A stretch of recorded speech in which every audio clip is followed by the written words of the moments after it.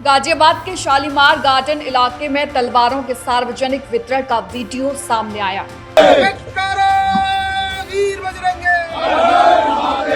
Police record के मुताबिक इस प्रकरण में 16 नामजद और 25 से 30 अज्ञात लोगों के खिलाफ मुकदमा दर्ज किया गया है और अब तक 10 आरोपियों की गिरफ्तारी हो चुकी है। 16 नामजद व 25-30 अज्ञात लोगों के विरुद्ध मुकदमा पंजीकृत कर लिया गया है। ये चेतावनी है हर उस सोच के लिए जो हथियार को समाधान मानती है। ये अपनी बहन बेटी की सुरक्षा के लिए अगर बांग्लादेश जैसी स्थिति पैदा होती है तो मुल्लाओं को अपनी सुरक्षा है, विधर्मियों को अपनी सुरक्षा है। तो तलवारें बांटने के पीछे क्या मकसद था?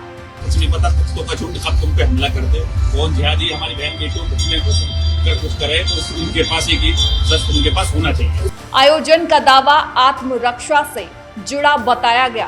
साधारण मैसेज है, मतलब अपनी सुरक्षा के लिए जो हिंदू परिवार हैं उनको हम ये कह रहे हैं कि भाई अपने घरों में शस्त्र रखो।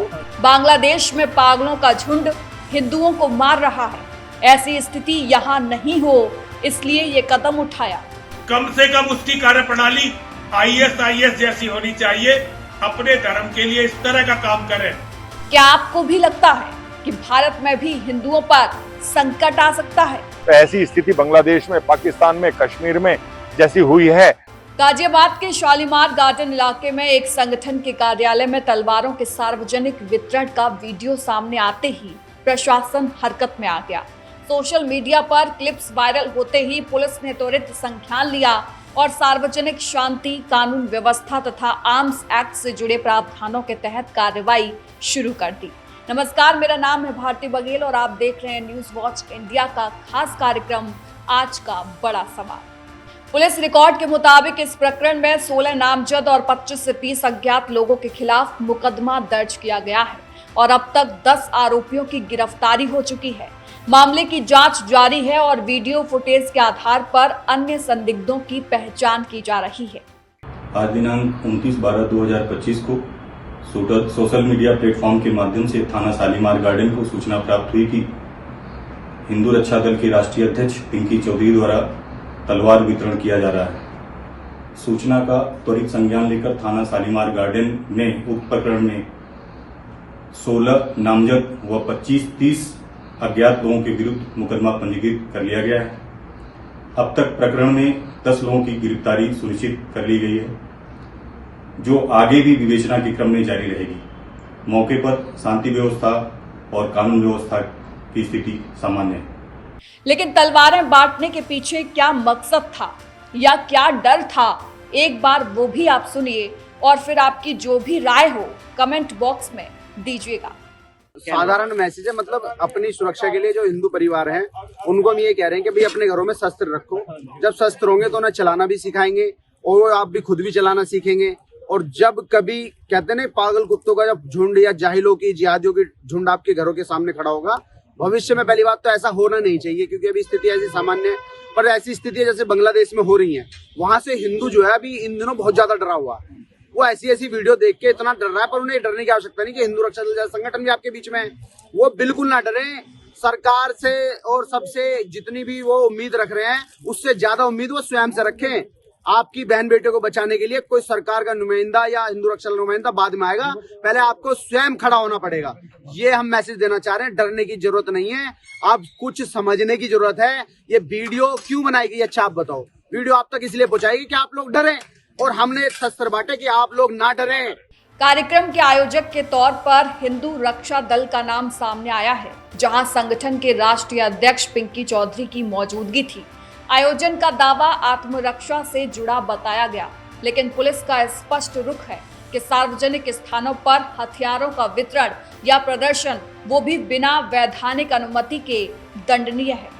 कानून के जानकारों के मुताबिक किसी भी प्रकार के शस्त्रों का सार्वजनिक प्रदर्शन या वितरण शांति व्यवस्था के लिए जोखिम पैदा कर सकता है और यही कारण है कि प्रशासन ऐसे मामलों में शून्य सहनशीलता अपनाता है। वहीं हिंदू रक्षा दल के अध्यक्ष पिंकी चौधरी ने कहा कि बांग्लादेश में पागलों का झुंड हिंदुओं को मार रहा है, ऐसी स्थिति यहाँ नहीं हो इसलिए सरकार हर हिंदू को शस्त्र रखने का लाइसेंस जारी करे। वह नहीं दे रहे हैं, इसलिए हम लोग अपनी ओर से हिंदू परिवारों को आत्मरक्षा के लिए तलवार बांट रहे हैं। इसी के तहत आज 250 तलवारें बांटी गई हैं। आगे भी संगठन की हर शाखा में तलवार बांटने का काम होता रहेगा। इन जिहादियों से डरना नहीं है। सभी भाइयों को जय श्री राम। मैं सभी को ये कहना चाहता हूं, जिस प्रकार बांग्लादेश में हमारे हिंदू भाइयों को इस तरीके से मारा जा रहा है, घेर करके एक पागल कुत्तों का झुंड आता है और वो सबको मार के चला जाता है, तो ऐसी स्थिति बांग्लादेश में, पाकिस्तान में, कश्मीर में जैसी हुई है वो आप कल्पना तक नहीं कर सकते हैं। अब हम लोग तो एक काम कर रहे हैं, हम पूरी ताकत के साथ अपने भाइयों को, अपने हिंदू परिवारों को तलवार वितरण का कार्य कर रहे हैं और पूरी ताकत से अपने घरों में तलवार पहुंचाएंगे, क्योंकि वैसे तो सरकार को हर हिंदू को लाइसेंस देना चाहिए, लेकिन वो लाइसेंस नहीं दे पा रहे हैं, पता नहीं क्या कारण है। लेकिन हम लोग अपने परिवारों को तलवार से तो ताकतवर बना ही सकते हैं। अगर कोई आ जाए तो हिंदू के घर में एक अच्छा सा चाकू भी नहीं है। अपनी आत्मरक्षा के लिए हर हिंदू के परिवार में तलवार बांटने का काम हिंदू रक्षा दल विधिवत कर रहा है और करता रहेगा। पुलिस सूत्रों के अनुसार सूचना थाना शालीमार गार्डन को सोशल मीडिया के जरिए मिली। सूचना मिलते ही मौके की स्थिति का आकलन किया गया, संबंधित धाराओं में मुकदमा पंजीकृत हुआ और त्वरित गिरफ्तारियां सुनिश्चित की गई। सहायक पुलिस आयुक्त शालीमार गार्डन ने बयान में कहा कि सार्वजनिक शांति सर्वोपरि है और जांच निष्पक्षता के साथ आगे बढ़ेगी। पुलिस का यह भी कहना है कि फिलहाल इलाके में शांति और कानून व्यवस्था सामान्य है।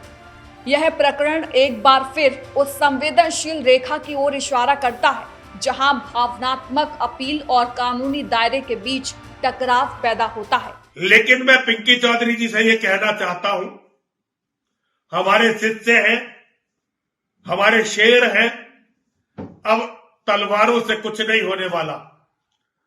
अब तो हिंदुओं को आत्मघाती दस्ते बनाने चाहिए। सारे हिंदू कीड़े मकोड़ों की तरह ना मरे, इसके लिए अब हिंदुओं को बहुत गंभीरता से सोचना चाहिए और हिंदुओं को अब बजरंग दल, फजरंग दल, ये दल वो दल छोड़कर ऐसे संगठन बनाने चाहिए जैसा ISIS है।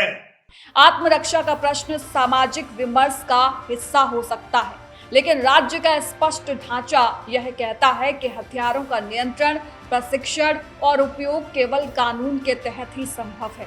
बिना अनुमति किसी भी प्रकार का सार्वजनिक आयोजन जिसमें हथियार शामिल हो न सिर्फ कानून का उल्लंघन है बल्कि सामाजिक तनाव का कारण भी बन सकता है।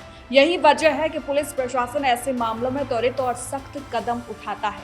विशेषज्ञों का मानना है कि सोशल मीडिया के दौर में किसी भी आयोजन का वीडियो तेजी से फैलता है, जिससे स्थिति का आकलन करने में प्रशासन को मिनटों का समय मिलता है। इस मामले में भी वीडियो के आधार पर कार्रवाई हुई और आगे की विवेचना डिजिटल साक्ष्यों पर केंद्रित है। पुलिस टीमें आयोजकों, प्रतिभागियों और सप्लाई चेन की कड़ियों की जांच कर रही है ताकि यह स्पष्ट हो सके कि हथियार कहां से आए, किसकी अनुमति के तहत आए और क्या किसी प्रकार की सार्वजनिक सुरक्षा को खतरा उत्पन्न हुआ। स्थानीय स्तर पर प्रशासन ने साफ किया है कि किसी भी समुदाय, संगठन या व्यक्ति को कानून अपने हाथ में लेने की इजाजत नहीं है। शांति व्यवस्था बनाए रखने की जिम्मेदारी राज्य की है और नागरिकों की सुरक्षा के लिए कानूनी उपाय, पुलिसिंग और न्यायिक प्रक्रियाएं मौजूद हैं। ऐसे में किसी भी गैर कानूनी गतिविधि को वैध ठहराने का प्रयास स्वीकार्य नहीं होगा। प्रशासन ने नागरिकों से भी अपील की है कि वे अफवाहों से बचें, भड़काऊ कंटेंट साझा ना करें और किसी भी संदिग्ध गतिविधि की सूचना तुरंत पुलिस को दें। ये घटनाक्रम बताता है कि कानून व्यवस्था का संतुलन बनाए रखना कितना आवश्यक है। एक ओर भावनात्मक मुद्दे होते हैं, दूसरी ओर सार्वजनिक सुरक्षा की जिम्मेदारी।